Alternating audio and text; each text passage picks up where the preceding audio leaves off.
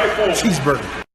So Dorothy, the Wicked Witch, the Tin Man, the Scarecrow, and whoever else is on standby will all be in attendance in Kansas this weekend for a very, very short notice event from Matchroom Boxing as they go over to Kansas. And by the way, big up Cinderman for creating that photo for me. Excellent stuff. In fact, can you do another one as well? You can kind of keep the same characters, but do the Scarecrow with the face of Deontay Wilder. If I only had a brain. Now, this card is very good. As I said, it's a very short notice one. It was only announced a couple of weeks ago, and already it's here. In the main event, big baby Jarrell Miller will take on Bogdan Dinu. Now, Bogdan Dinu is 18-0 from Romania. He hasn't really fought anybody of any kind of great note, but he is undefeated, and Jarrell Miller also undefeated, but he does have a draw on his record.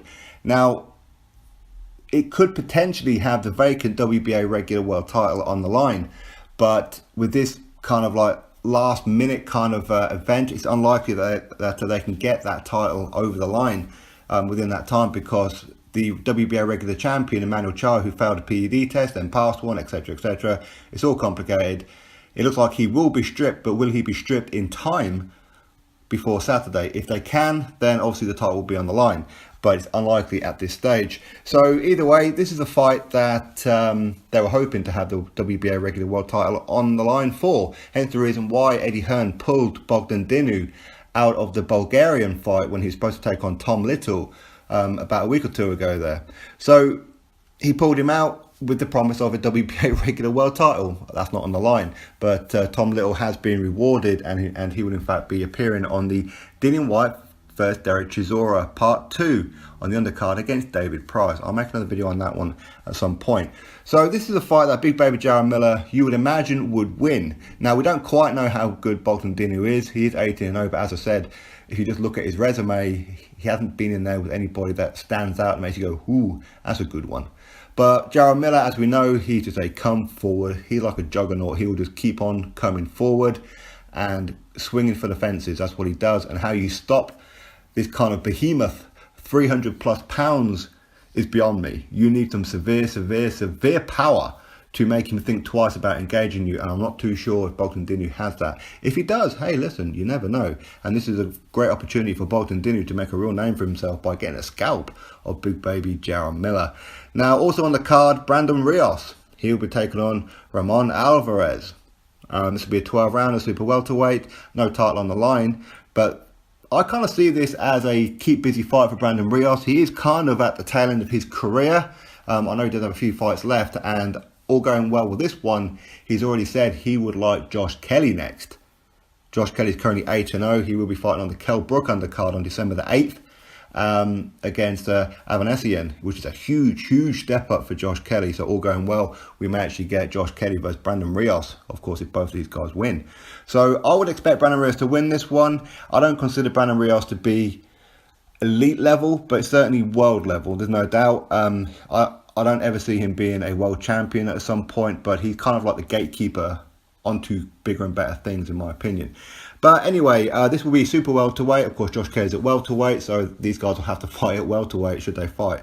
But anyway, I fully expect Brandon Rios to do a job on this guy and potentially beat him on points.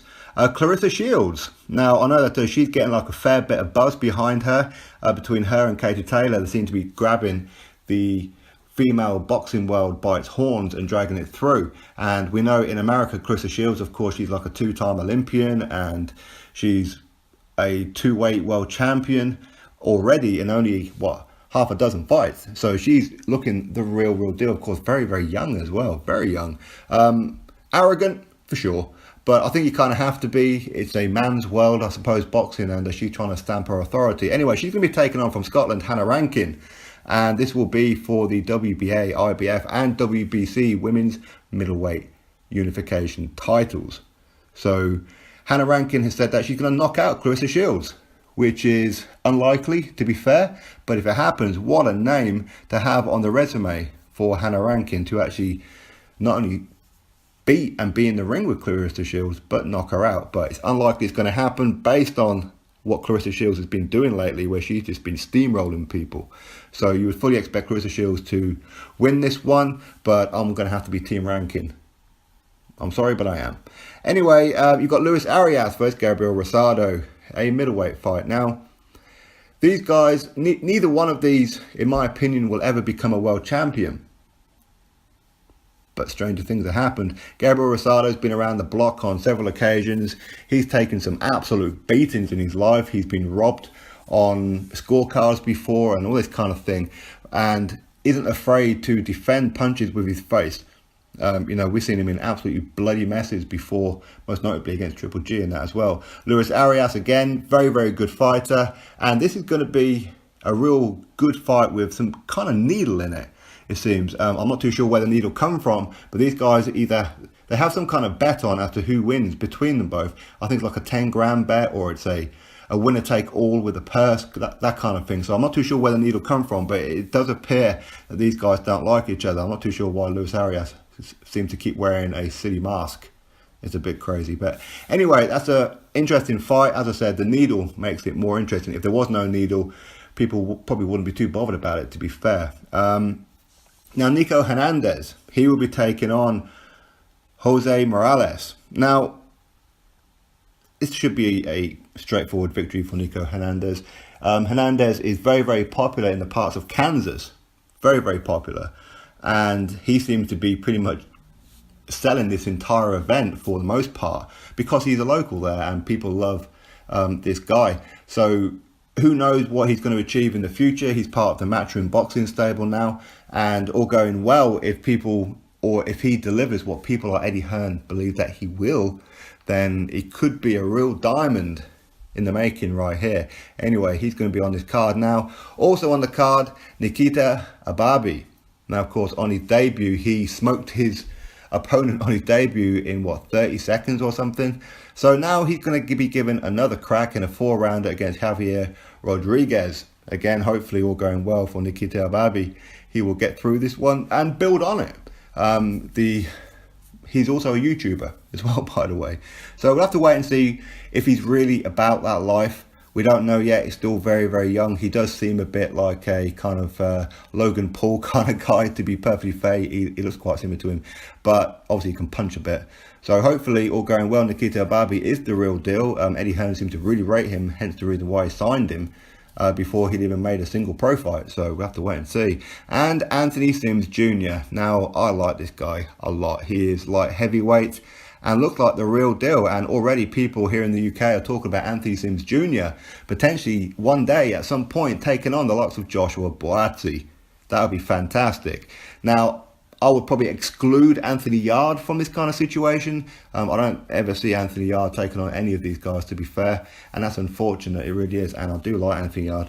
But Anthony Sims Jr. is looking the real deal. And he's motivated. He wants to become a millionaire. Okay, he wants to become a household name in America. He wants to crack that US market.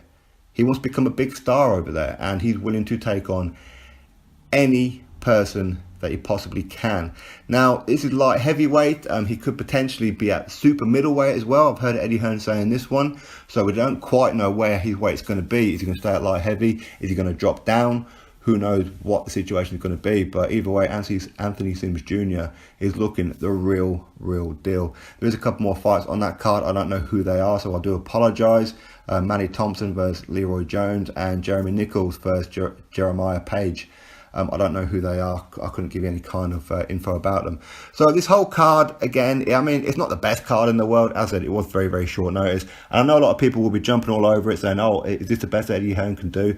Listen, first of all, it's still early conceptions for DAZN and him cracking America. So he doesn't have a whole plethora of fighters right now. So all of this is building. This time next year is when we really need to start judging what's he doing in America as to whether or not he's going to, I don't know, make it a success like he has in the UK, but time will tell. As I said, this card not exactly stacked. There's some good fights on here. I'll probably say the best fight on this one, which could be considered a 50-50, will be Luis Arias versus Gabriel Rosado. That's probably the only one, to be fair. The rest of them is mirroring a PBC show where you have an A side going up against a B side, where you pretty much know the result before it happens. Strange things do happen, of course, but unlikely. As in Jarrell Miller versus Bogdan Dinu, they don't know where that's 50-50. In my opinion, Jarrell Miller will overwhelm and stop Bogdan Dinu quite comfortably, I believe. Even though Bogdan Dinu is 18-0 undefeated, I haven't seen anything of him that'll make me go, whew, maybe. Brandon Rios again. I mean, potentially against Ramon Alvarez. I mean, potentially it could be a close fight, but again, you'll probably have to favour Brandon Rios. Clarissa Shields, again, you're going to have to heavily favour her. Hannah Rankin does have a lot of confidence about her, but, you know, I'm not too sure about it. But the rest of them, as I said, it's all a case of they're just being given TV time is what they're being doing. But anyway, as time goes on, the more and more fighters join Matchroom Boxing USA in the stable. Of course, he doesn't just have USA, he's got the UK mark, he's got Italian, he's got German, and whatever else now. I'm not too sure how much time Eddie Hearn is actually going to actually spend at home sleeping in his own bed, to be honest. I mean, with all the shows going on, it's absolutely crazy. But as I said, this time next year, that's when we really need to be looking at Eddie Hearn and his whole DAZN deal to say, are you doing what you promised? You went in there like a whirlwind with your mouth open saying we're going to do this, that and the other. So, as I said, for me, he's got about 12 months to really show us what he's got about. So for these kind of cards for now, I'm perfectly okay with, and I'm sure a lot of people in America are too. And not only that, he's taking boxing to cities that don't get much boxing, or at least professional boxing.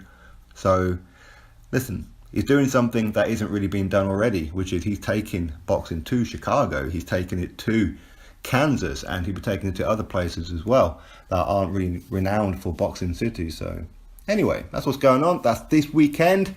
As I said, I fully expect Jarrell Miller to remove the head of Dinu and send it flying off to the land of Oz, all that kind of thing. So yeah, anyway, you drop your thoughts below about this card.